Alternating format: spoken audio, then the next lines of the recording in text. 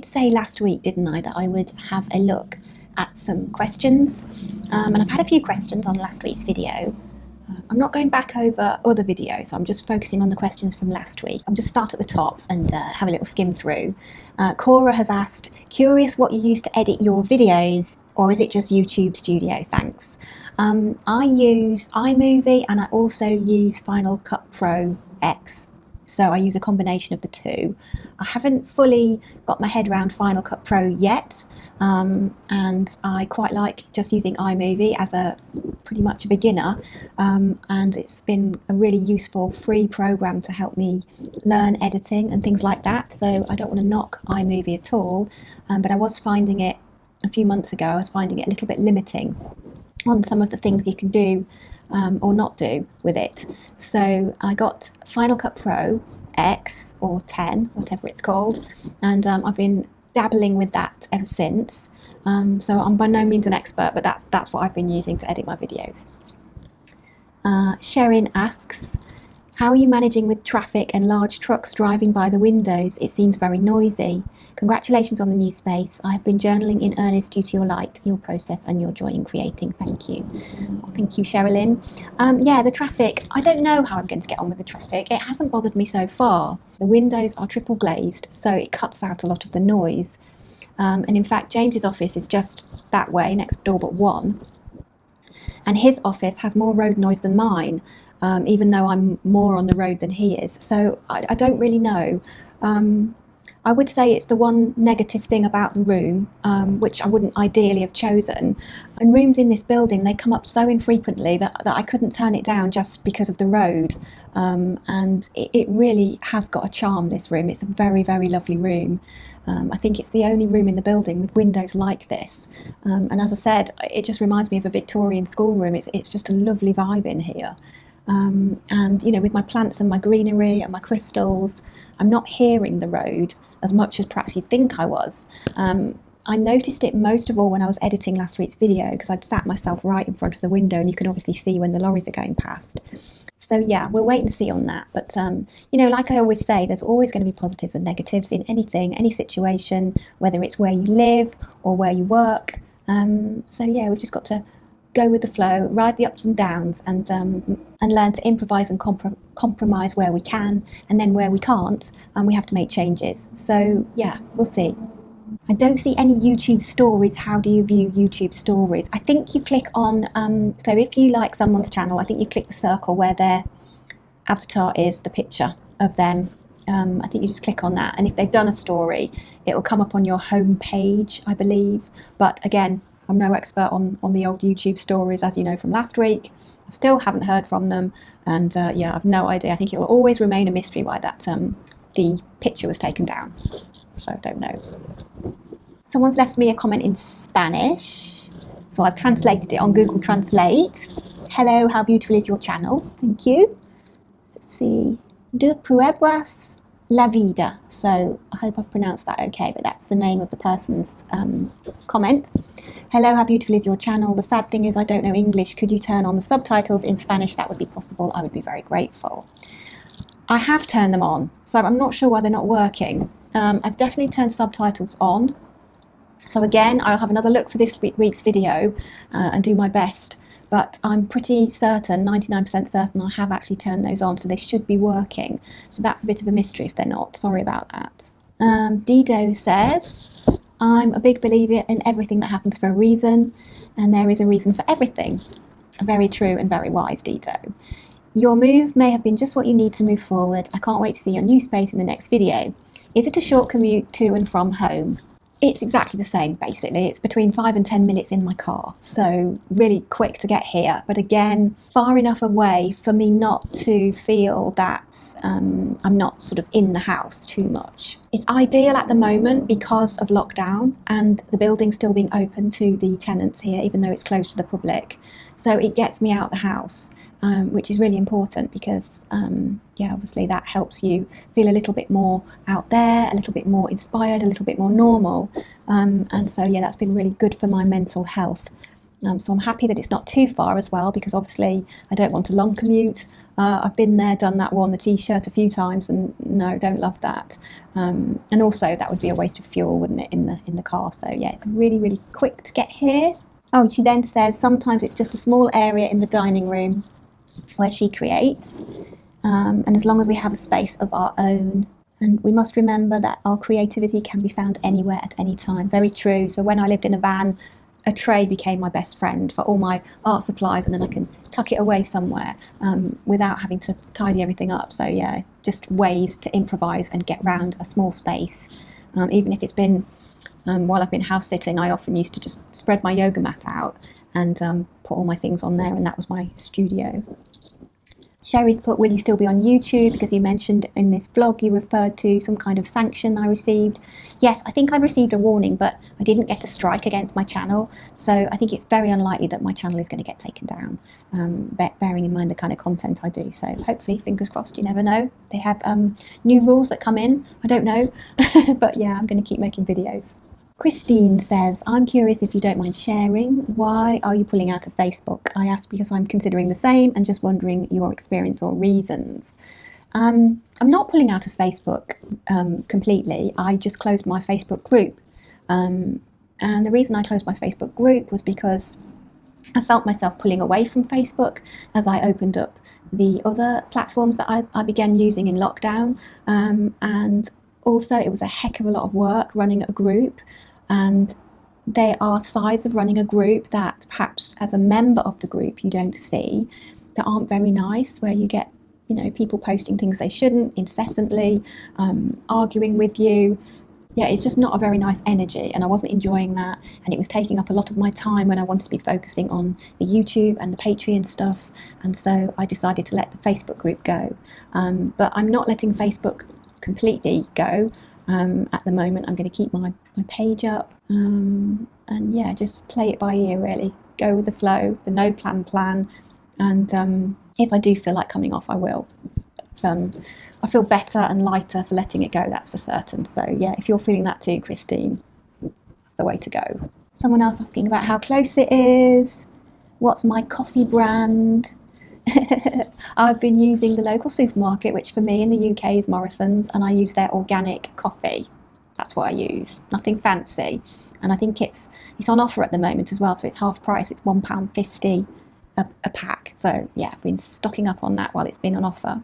Is your new space in the same building? Yes, it is. So that's Nellie. Yes, Nellie is in the same building. So Laurel asks about the YouTube censoring my video story because of mermaid without a top on. I won't say the word because otherwise I don't know whether they'll take the video down, but you know what I mean. Mermaids don't wear tops. So that painting was not in the story. There was literally nothing in the room. It was just me lying on the floor doing a starfish. And the only thing I can think of about that was that, they thought something had happened to me or something like that would unsettle younger viewers. And it did ask me when I posted the story, is this made for children or not? And I did put it wasn't, because I don't make content for children. And even though hopefully it's not offensive if you're watching it with your children, I know I sometimes swear a little bit, but not too bad, hopefully. Mm-hmm. And then the last question that I can see here is from Calliop111. Have you considered creating your own online platform where you can post videos, etc., without relying on YouTube or Instagram? I will be getting my own website at some point, but no, not at this point. I haven't. I would like to come away from Etsy and have my online shop via my own website. So that's definitely on the cards. But I'm really enjoying the platform of YouTube at the moment. I really enjoy my Instagram as well. And yeah, so at the moment, I'm quite happy with those platforms. They're working for me. I know they don't work for everybody, and some people really don't like social media and are moving away from it for all sorts of reasons. But there are, as I keep saying in this video, positives and negatives to things. And I am working with the positive aspects of those platforms. So for me, currently that's working. And the Facebook one, for example, wasn't working. So that's why I closed the Facebook group. But yeah, for now, I'm going to keep the YouTube, the Patreon and the Instagram because they work really, really well for me for what I'm doing. So I had quite a few comments as well about people letting things go, which obviously was the theme of last week's video. and saying, so for example, Shannon has put, letting go of something you love because you know it's time to move on really spoke to me. I plan on resigning from my job. And it's a big decision to make, whether it's a job or a relationship or a moving of house or moving of cities or countries. Moving from my house and into a van was a massive decision to make, and I had to let go of a lot of stuff in order to do that. So yeah, it's a really interesting process in letting go. And I always come back to journaling, meditating, pondering, heartfelt thinking, if you like, coming back to centre. Yes, I think I've had a reaction to all that for this week, actually. So thinking back to the beginning of the video when I was saying to you that it was Wednesday afternoon and I'd only just managed to get in here, I'm thinking now as I'm talking to you that actually part of the reason I'm so tired is not just about the physical aspects of moving room and all the work that takes and the energy that takes. I think another aspect has been the emotional part of it as well, and the letting go process taking up a lot of energy as well. So yeah, I think that can be really exhausting, and yeah, I'd just forgotten about that until now. So thanks to everybody for commenting about that, because that's been a really interesting thing for me to read about as well, your own processes of letting go and what you're letting go of, and how tricky you're finding it as well. And I really like what Jennifer Taylor has put here. I hope you don't mind me reading this little bit, but she's basically put, letting go 2020, it seems, was a year that we all had to let go. And I think that's really wise. Thanks for that, because it's true. It's very true. There's a lot of things that we had to let go of in 2020. And I think for me, anyway, and maybe some of you, I think it's going to take a little while for us to recalibrate and get over what 2020 was, and the changes that happened, the restrictions that are on us, and all sorts of other things that affected us in so many different ways, and obviously are still happening now. So yeah, we've done well. We all deserve a pat on the back, I think.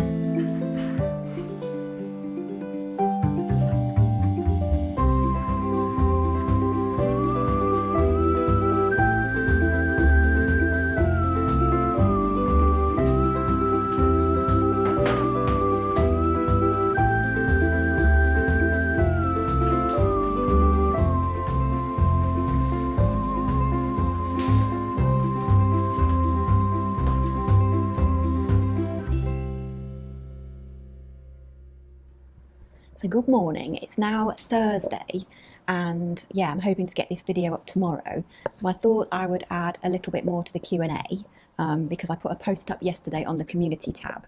So I don't know if you saw that, but I've got quite a few questions on there. And also I'm looking at last week's video as well. So I've put some Q&A in for the week before's video. So the moving out the studio video had quite a lot of questions. And because I hadn't been that with it, because I'd been tired, I invited you to ask some questions in case I hadn't explained things very well, and also any other questions if you had them. And then also for last week's video. So that's what I'm kind of trying to achieve with this week's video. Whether or not I'm a success with that will be, yeah, we'll see.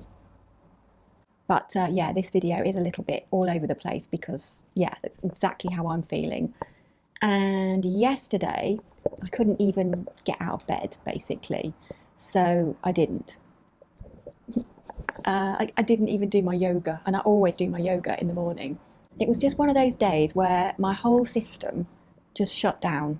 A little bit like a computer when it's doing its defrag thing. I don't know if you ever used to do a defrag on your computer. But yeah, I just felt like everything in my brain was going a bit crazy. I just decided to, yeah, do what I needed to do yesterday. And even though it puts me a little bit behind with my schedule, that's okay as well, because I've tried to create a little bit of room in my schedule for if I feel like that. And I truly advise you to do the same as well. Try and have little gaps in your schedule so that you can allow yourself to have little breaks and slow down when you need to. And the funny thing is, today I amazingly slept last night. So that's a miracle for me. And I managed to get into the studio before 9 o'clock as well, which is another miracle for me. And I've done all my yoga, I've prepared a nice lunch, a nice salad, I've got my green juice, so I'm all set up. So compared to how I normally feel, which is completely exhausted and stressed and anxious, I actually feel really great this morning. And I've got some energy. So I thought, right, I will get on with some filming. And what's really funny trying to film in here is because I'm still really new in here. I haven't been in very long. It's trying to work out where to film.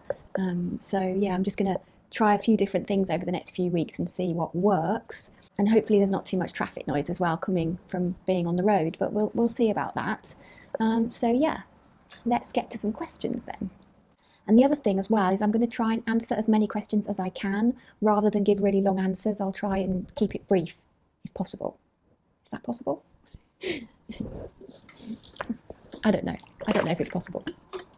I'll try. I'll do my best. Oh, I know I've had a question about my green juice. This is lazy man's green juice, or lazy woman's green juice, as the case may be. I put in about that much fresh orange juice, and I get like a nice freshly squeezed orange juice, nothing fancy, but just from the supermarket. And then I've been putting in a teaspoonful of spirulina, which makes it go green, obviously. And then I put it in here and shake it all up. And then I top it up with water from the spring.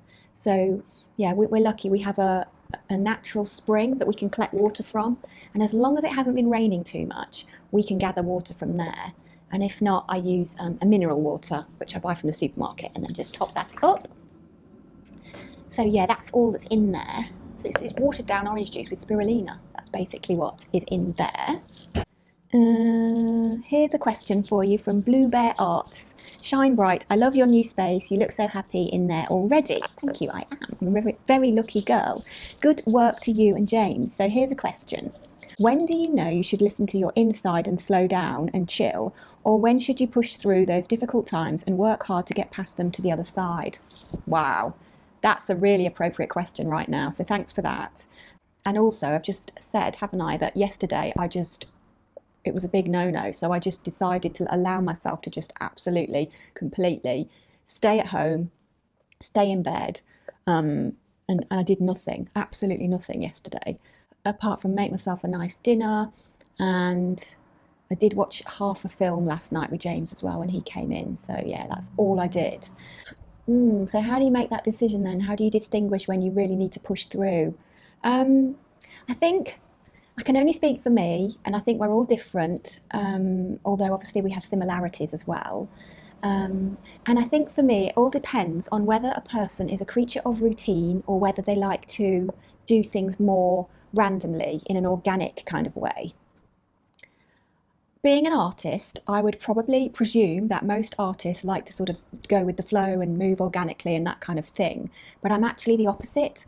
I'm a real creature of routine, and I feel really safe within that routine. So I like a schedule and I like a routine.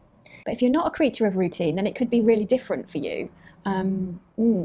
So basically, if I have a day like I had yesterday at home, where I'm out of routine, that can sometimes upset my system more.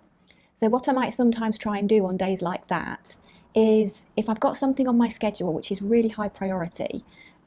So, for example, getting the Patreon video up on time.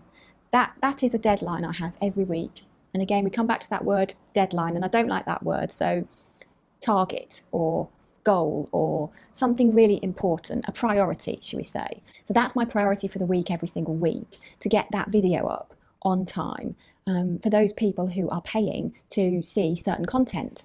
So I might, on those days where I just feel really rubbish, I might push through and just do a little bit towards that so that I don't feel like it's such a big mountain to climb. So, for example, on Monday, I didn't want to get out of bed. I didn't want to leave the house. But I did come in for an hour and a half. And then when I came in on Tuesday, I stayed for almost 4 hours. That was the long answer. The short answer is see how you feel at the time.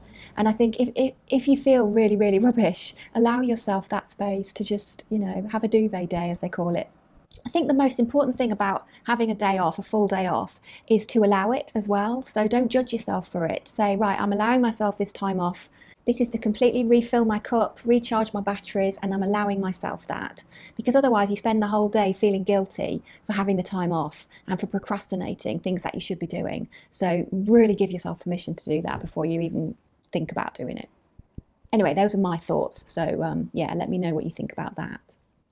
So ST LeGray asks, Wendy, what a lovely charming space. I so loved the windows in your previous studios, but these have a special charm as well. Speaking of windows, do you know the variety of the succulent plant sitting on the windowsill that looks somewhat like a little tree? I've never seen that one before that I can remember. Thank you for all the effort you pour into your videos and so kindly share. Thank you so much. So I guess it's this one. This one is a money tree, I believe. I don't know its proper name, but that's what I call it, a money tree. Then it was a gift, a birthday gift a few years ago, and it's grown beautifully. It was tiny when I got it, so it's about quadrupled in size. I love that one. So Adrian Pratt says, I love the new space and the new mug. Can I ask where you got it? I'd love one myself. The mug, that is. Shine bright. Oh, thank you. I guess it's my new studio mug, this one. And I got it from my local supermarket, and I'm in the UK, and my local supermarket is Morrison's. So it was just from there, just a little cheerful little gift for myself. So if you're in the UK, you might be able to get hold of one. Lillian Peace says, hello, what a gorgeous space. Did you notice a change in your sound? Oftentimes I was hearing like some wind was blowing in your mic when you speak, like when you presented your standing desk. It did not happen before. I just wondered if you made a change in your equipment and filming as well as changing your space. I did notice the sound, yes. And it was all to do with one of my leads, which was damaged. So I really apologise about that, because it's horrible watching a video, isn't it, with when the sound keeps doing weird things. Hopefully it'll be okay this week, because I've changed the lead that I was using, and I hope that was the problem. So sorry about that. Martina Martin says, shine bright. I love your new space. Can I borrow James to do something to my creative space? Well, he's really busy at the moment trying to set up my shop, but I'll ask him later and see if he's got a little gap for you.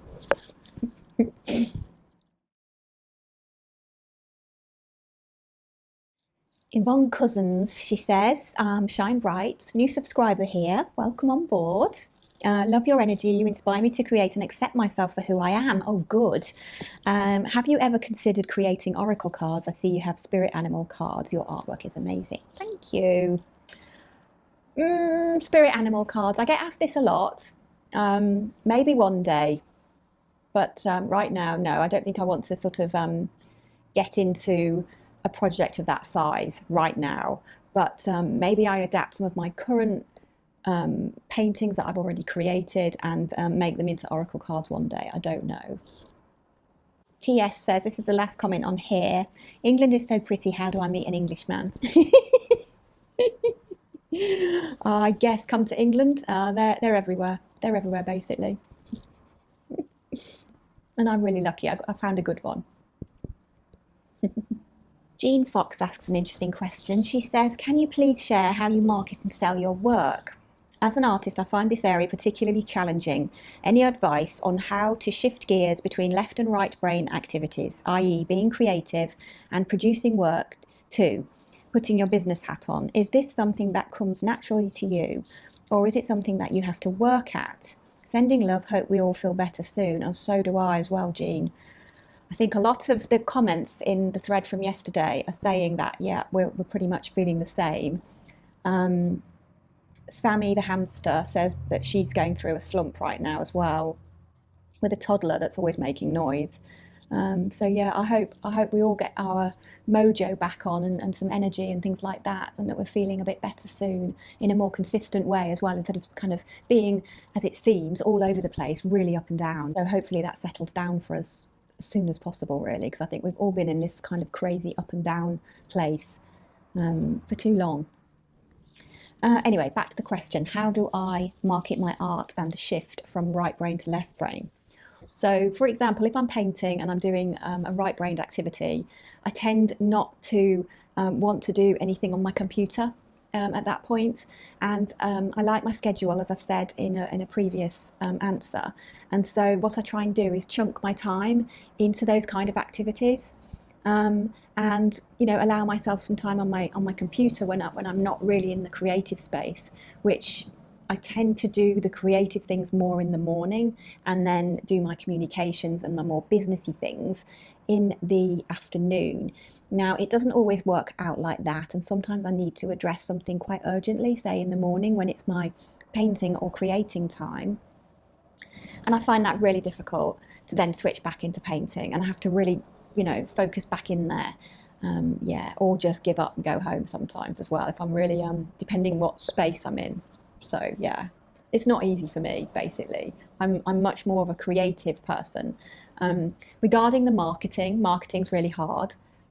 Try and have a presence on social media if you can, whichever platforms that you prefer, whether it's a Facebook page or an Instagram or a YouTube. Try and have a presence on social media. That's going to help a lot. And for some people, starting a mailing list can be really good.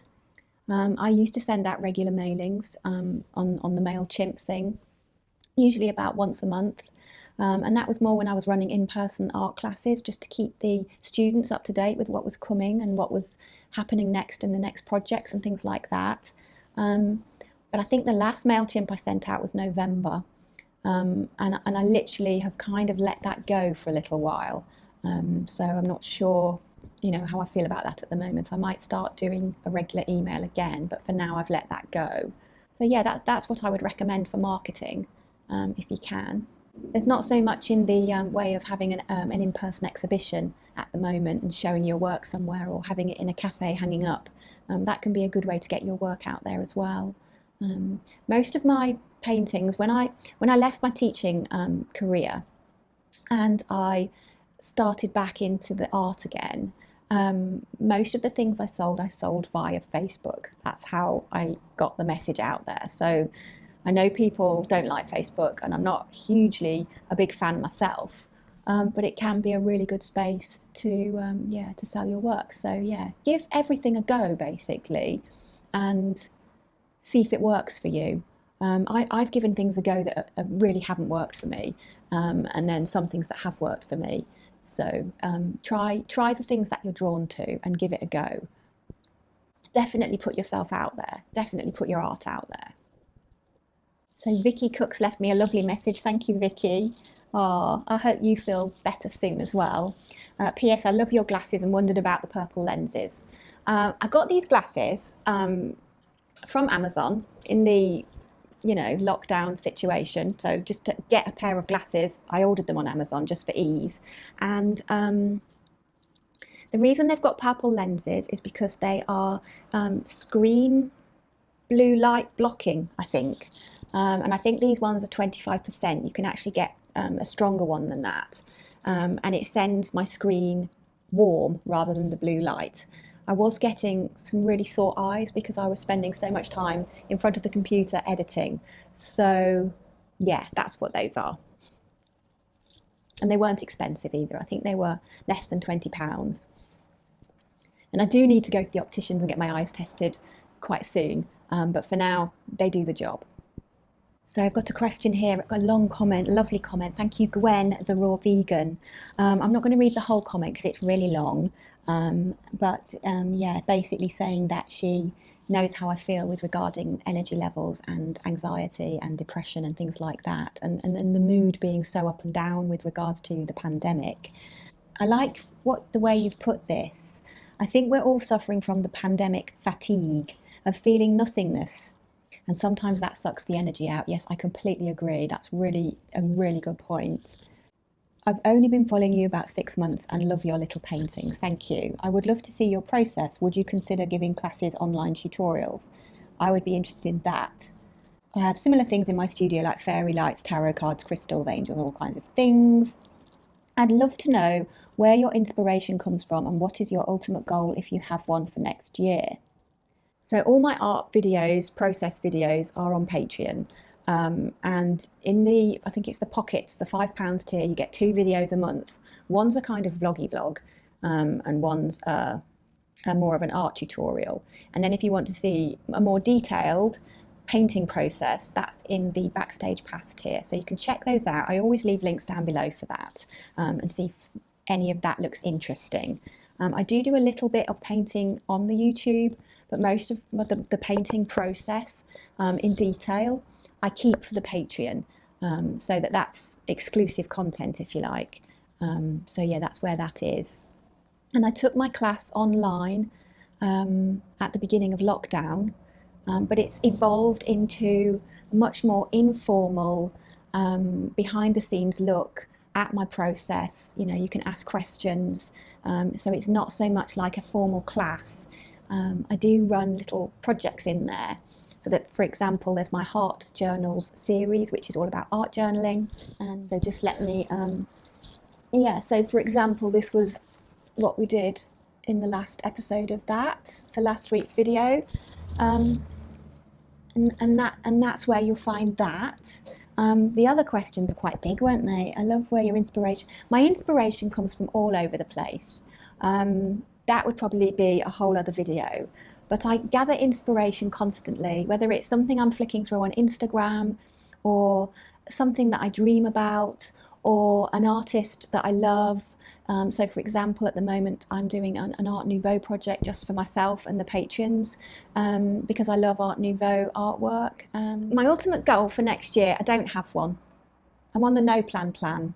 So even though I like my weekly schedule, and I like to know what I'm doing each day, in a broad sense, sort of in chunks of categories, if you like, I don't have a long-term plan. So I don't have a 5-year plan or a 1-year plan or anything like that. I am just flying by the seat of my pants right now.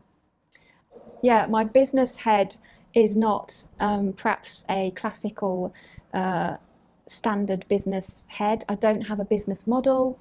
I don't do things like follow YouTube algorithms and things like that.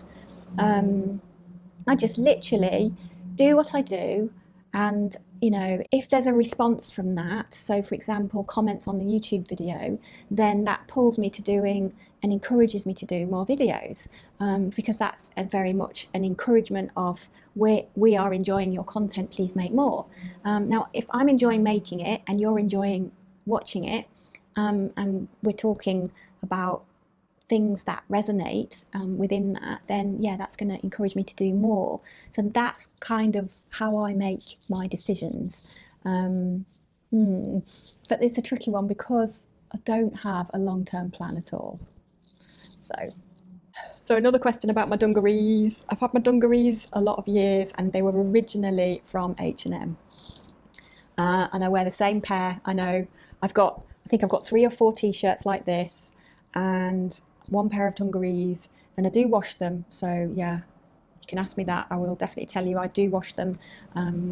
Yeah, occasionally I will wear something else in the studio, but yeah, normally I just feel really comfy in here in my dungarees. I can make a mess. I don't care if I splatter myself with something and things like that. So yes, she says it's YD, and she says I need good dungies in my life. Marcella has asked creative motivation and how that evolved from my beginnings. That would be a whole other video. But and how was that inner growth? What things what things challenge you today in your creative processes? I think the main challenge for me in my creative process is energy levels right now. So everything that we've been talking about with what's going on, with the up and down, roller coaster, emotions kind of stuff, I struggle with my energy levels.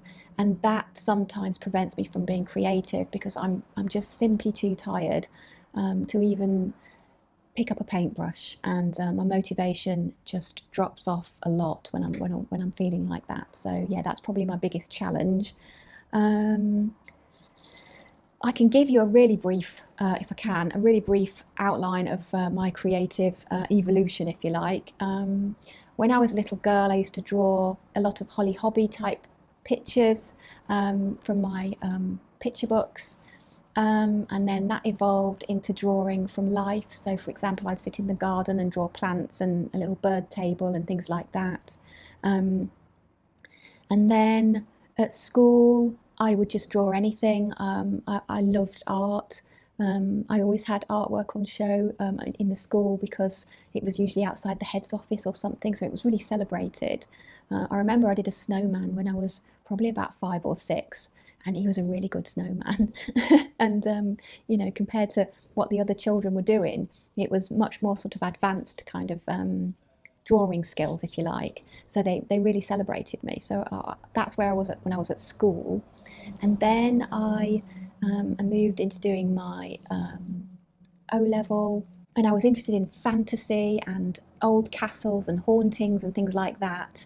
And then I moved into my A level and I started looking at artists. So I started looking at artists like Toulouse-Lautrec, Marc Chagall, a lot of the old classics, the pre-Raphaelites, things like that, Klimt. And I also fell in love with Bessie McNichol. This was a painting that was hanging in my local art gallery, and I used to go and see it regularly. And then for my foundation course, I did all sorts, as an art foundation course does, and I continued with my process of looking at artists, and I looked at people like Bonnard and Vuillard and Picasso. I really got into Picasso at that point, and Matisse, nice bold colours and things like that. And then on my degree, I got into architecture. I think I started to get into architecture at the end of my foundation. And then on my degree, because we went to Paris for my foundation, and also for the first year of my degree, we went to Paris. And I've been to Paris quite a number of times before that, and I absolutely feel at home in Paris, and I love it there. I love the architecture, and I love the feel of the place. And I got really fascinated by the Sacre-Cœur. And so when I got back from Paris, I started doing some very large abstract oil paintings that were based on architecture that I'd seen on my trips. So that's what happened then. And then that stayed with me throughout my 3-year degree. And then I had a gap where I was a teacher, and I was a teacher for about 13 years. And I didn't have time to create really. I was really creative within my job, and you know, did some really great creative projects in the classroom, but my personal creativity stopped, and I didn't pick up a pencil to draw anything for about 13 years. And then I started drawing again. I think we were doing a Christmas card design for the classroom, and the children were able to do a design, and I did a design as well. And yeah, it started from there. I started drawing fairies. So not sure where the fairies came from, but I started drawing from my imagination, and these mermaids and fairies and female creatures started appearing on my canvases and on my pages. So I went along with it, and I've been doing that ever since, really. And then I discovered art journaling. So people like, let me think, so the Brave Girls Club, Susie Blue, lovely, lovely artists that did some really fantastic work. And at that point, I got into an artist called Wyann. and she introduced me to the big eye movement. So I started doing like really big eye girls, and they were really fun. And yeah, I really enjoyed doing that, and incorporated those into my journal as well. Um, and yeah, I learned most of my journaling things from the Brave Girls Club, from Melody Ross. And I actually won a competition to be one of 10 to win a place on her life restoration course. And that was just as I was selling my house and getting ready to go on my travels in our van. So it was perfectly timed. And yeah, that changed my world really, doing that course. And there was a lot of writing, a lot of creativity, a lot of thinking, a lot of processing, sticking things down, and then realizing the process of sticking things down was life changing for me, because yeah, I found out that it was really healing and surprised me just by pasting words down and things like that. So yeah, that kind of blew me away, really, the healing part of that, and how that helped me process and let go of this beautiful house and this settled life that I had before we ran away in a van. So yeah, I think that kind of sums it up. I hope I haven't waffled too much about that, so sorry if I have. So here's a good question from Butterscotch Grove. What a great name, Butterscotch Grove. Oh, Butterscotch says, I'm in a funk today too. Oh dear, not depressed, been there, done that, know what that feels like for me. Yeah, I'm the same. I've had really bad depressions, and it's not like a depression for me either, but just numb. Yeah, totally. So, a couple of questions. Ever feel that way? Yes. Too blah, numb to have any motivation for anything at all? Well, I've just answered that. So, yes, definitely. And two, if so, what helps you push through to take the first step out of it? Well, what helps push through? I think for me, having a routine, a morning routine. So the first thing that has to happen for me to feel okay is a good night's sleep. And that's something I have been struggling with the whole of lockdown. So yeah, been much more anxious, waking up at 3 a.m., not being able to get back to sleep till about 6, having a really big chunk of time where I'm wide awake. Maybe I'm trying to read, maybe I'm trying to write, maybe I'm just trying to meditate. But yeah, that chunk of time. So if I get a good night's sleep, which I did last night, life changer. Um, if I don't get a good night's sleep and I feel in a funk when I wake up, I usually just jump into my morning routine. So I get up, I make my bed, I wash my face, cold water on my face in the morning, brilliant, and some coconut oil. I feel a little bit more alive. Um, Yoga mat straight away on the yoga mat, and I do my yoga routine every single morning, pretty much. Grabbing a hot drink, like a large lemon water or something like that, or a large fruity tea. So I'm rehydrating, doing my yoga. Yes, and once I've got to that point, I usually, not every time, but I usually feel okay to face some of the things I need to face in that day. And the other thing I've started doing is thinking about my screen time. So I do not put my phone or anything on in the morning. I do my morning routine that I've just described before putting any of my devices on. I don't check my phone apart from the time. And that's really helped me. So I keep my Wi-Fi off, and I keep all that loudness off from the notifications of this, that, and the other. Um, yeah, and that really helps me get in. And then I usually can sit down with my pen and paper. And I know some people get on with apps, and I do sometimes use apps on my phone, but I love the pen and paper thing. So yeah, that really helps me organise and prioritise what I need to do. And then, like I said earlier on in this conversation, if I feel really in a funk, I allow myself to be in a funk, and I give myself permission to stay at home, stay in bed all day. And I do things like make sure I have a shower or a bath when I feel like that, because that can be life changing. Spooky Rooster asks, another good name. I love these names. Hi, if you were offered more time in Thailand, China, or Japan to make or teach art, would you go back on another spiritual journey, or are you in your happy place where you are now? Gosh, I don't think I'd want to travel again without a base. Um, Now, but I would like to go somewhere and settle somewhere again. Whether we stay here or not, I really don't know. I'm just looking up there because there's amazing skylight and it's just blue. It hasn't had blue sky, I don't think, since the first time I've moved into this room. So I'm just enjoying the blue sky. That's uplifting. And my little bird is probably out there having a nice bit of sun as well. So yeah. So the answer to that question is I don't know. Sorry, I don't have an answer for that one. And I think in the current situation of the world right now, I haven't really got travel or moving on my radar. So yeah, and we do really love where we are. We love the area. We're quite near the coast, and we've got some lovely hills near us, a really nice nature. It's very beautiful. Um, so perhaps it will be more of a case of finding a house because currently we live in a flat and we don't have a garden, and we both miss a garden. And I think James would really like to have a man shed or a garage to tinker in, and a place for all his tools and do all his building and things like that he really enjoys. He doesn't have that sort of man space at the moment, so I think that would probably be next on our agenda.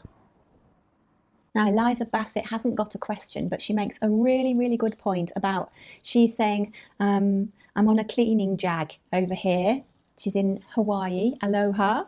And she's saying that she's moving items about, dusting, vacuuming, washing.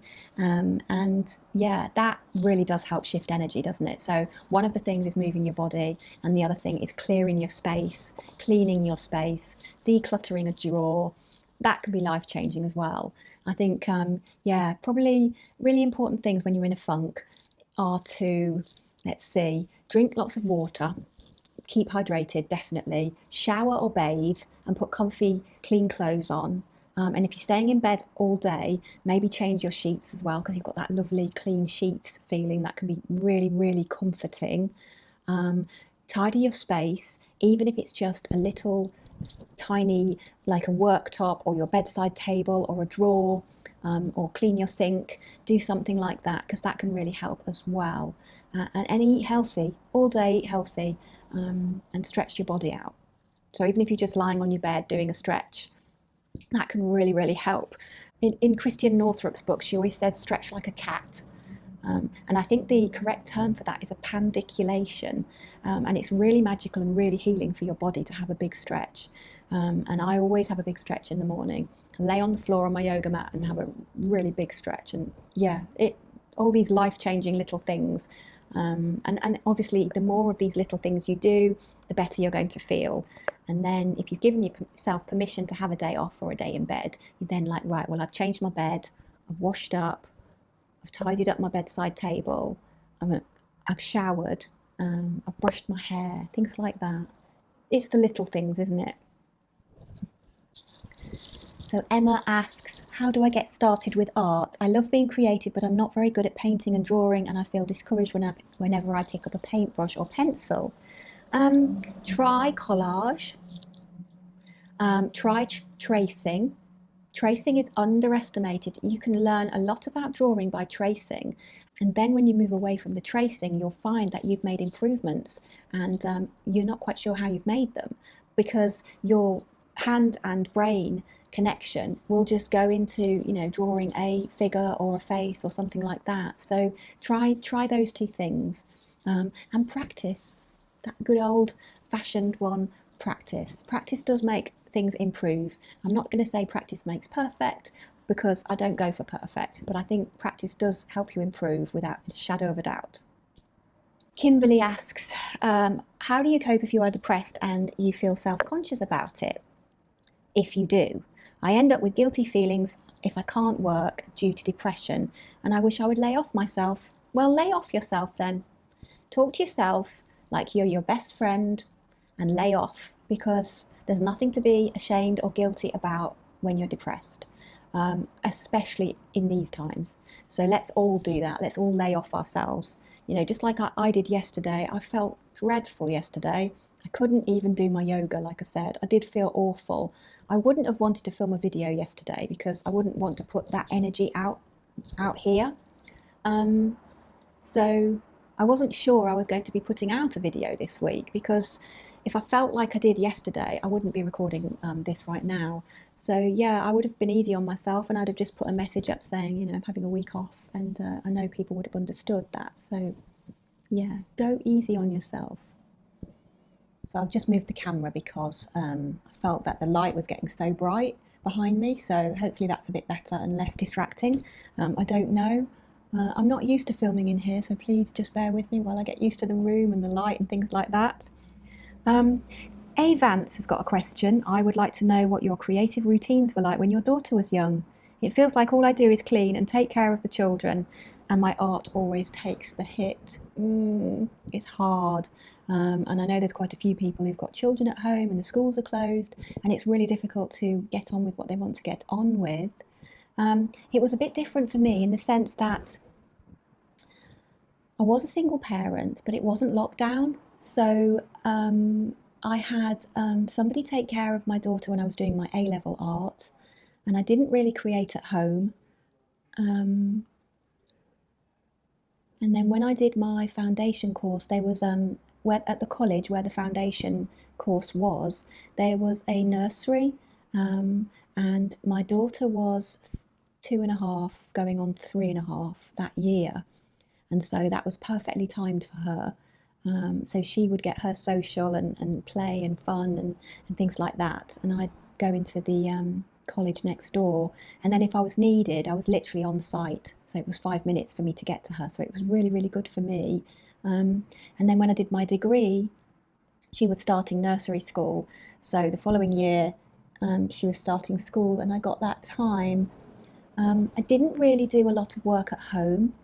I think the challenge for me was trying to get all my degree work done and fitting that around the school hours. So I did have childcare a couple of nights a week, where a lady who took a few of the local children, she picked up my daughter from school so that I didn't have to break off at 3 o'clock. And then I could stay at university a little bit later. But I do appreciate it's really, really difficult to juggle. So yeah, and then just know as well that as they grow up, you get your time back. Yeah, it does come back. There are little things you could perhaps do to improvise around that, like have a sketchbook and a pencil handy all the time, so that when you're sat having a cup of tea and a little break, you can do a little doodle or a little sketch. Yeah, just to keep creating if you can a little bit every day. But yeah, it's a challenge. So Ashley's asking about pricing my work, being realistic about being an artist, making enough money to cover costs, time, etc., and being able to live and pay her bills. If you're not comfortable discussing your personal experience with all this, I do understand. I don't mind sharing at all. At first, when I priced my work, I heavily underpriced it. And I remember getting to the studio here, and a few of the people said to me, you need to put your prices up for your paintings, your originals. And I think a big part of it is how long does the work take you?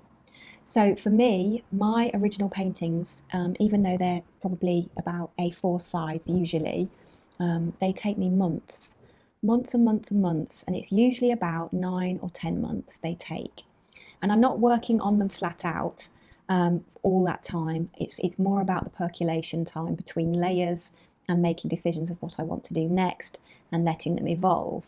So yeah, but consider how long you're spending on each piece. If you are quite a fast worker and you do like 3 or 4 original little watercolours in a day, yeah, they're going to be a lot cheaper than something like a sustained layered oil painting that's, you're painting over a period of time. I watched a YouTube video a few years ago which talked about, and I don't know who it was, so I can't link it, but perhaps you can find something similar. But it talked about charging per square inch as well. So thinking about how long you spend on the work and how big it is can also come into play here as well. The other thing I do when I'm pricing a work is I name a price privately to myself. I might say it to James, and then I sit with it for a few weeks and I see if I'm comfortable. And if it feels too much or too little, I've then got that thinking time to adjust the price, if that makes sense. But it is a challenge, very much a challenge. But you should definitely value your time and expertise. Picasso quite famously said, didn't he, that when he used to do his fast work, say in 10 minutes, where he'd pick up a brush and just create a portrait, Picasso style, in 10 minutes. And then I don't know how much he charged, but say it was £10,000. And then someone said to him, yeah, but it only took you 10 minutes. But he then said, yes, but it took me a lifetime to learn how to do it in 10 minutes. That's gold. That's golden, that is. So lots of things to take into consideration. Yeah, perhaps have a look on YouTube, because there's probably some videos on pricing your work and a little bit more comprehensive than my answer. But that's what I do. I kind of have a feel of what feels right, and then let that percolate for a week or two until I feel comfortable with the price. And I always know if I've undercharged for something as well. And then I use that information, instead of beating myself up and going, oh, you silly, silly girl, you've really undercharged. I say, right, for next time, I learn from that and I'm going to charge this. And yeah, that feels more comfortable. So yeah, I hope that helps. So I think I'm going to leave the Q&A right there. So I'm not sure what was going on with the light then. But yeah, hopefully it's not too bad. So thanks for all the questions and comments. I really appreciate them, as always. I send you all soft, big hugs because I think we're all feeling really, really up and down, and we have really strange energy levels. And yeah, we're all feeling very discombobulated. So it is really, really lovely and comforting to know that we're not alone in that, and that we're just doing our best to get through. So yeah, I send lots and lots of big, soft hugs and lots of love to everybody. So anything else to say before I go? Let's see. I don't think so. And this video is probably way too long already. So I'm going to edit this video now, and also I'm going to do some painting. I'm going to try and do some more on this one that I've been working on. And yeah, and then I'm going to go home and call it a day, I think. But yeah, I'm really uplifted today because I've got such beautiful weather. So I'm really inspired to maybe go out for a little walk as well. So I might check in on James and see if he wants to go for a little wander. So as always, thanks so much for watching, and I'll see you really soon in the next one. Bye for now. When we wake,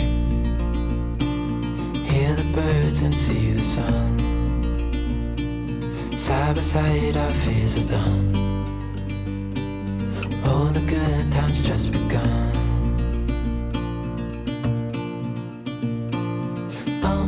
We know what we have, let's hold on tight.